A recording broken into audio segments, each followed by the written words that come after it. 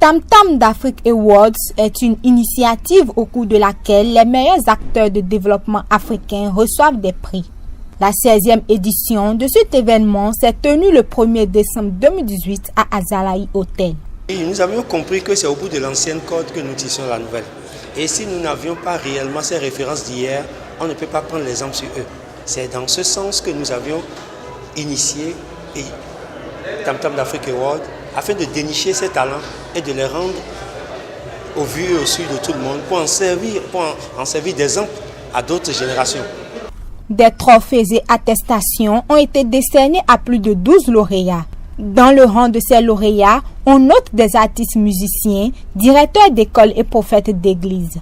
Une récompense, c'est la marque que les gens reconnaissent votre travail, le travail que vous faites, et vous célèbrent.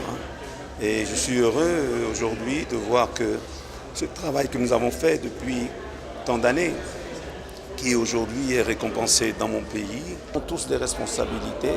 Nous devons tous œuvrer pour le bonheur, le bien-être de tous les citoyens de notre pays et de notre continent.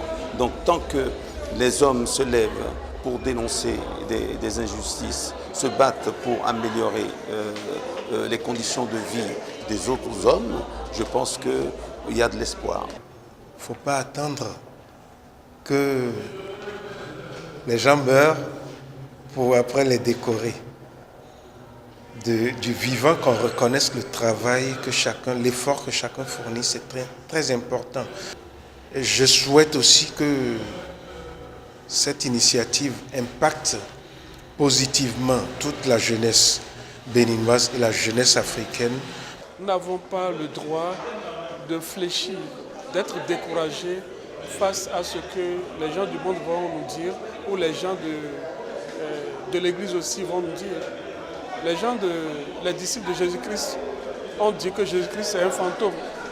Et par contre, les gens du monde ont dit qu'il chasse les démons par les épaules. Donc nous avons intérêt à ne pas écouter les gens si nous voulons évoluer et avoir aujourd'hui un prix et avoir de prix comme nous l'avons reçu aujourd'hui.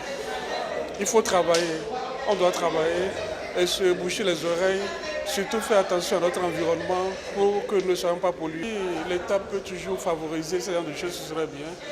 Honnêtement, c'est un privilège africain.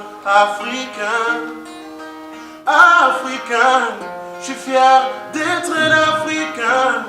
Le rendez-vous est encore donné l'année prochaine pour honorer d'autres acteurs de développement africains.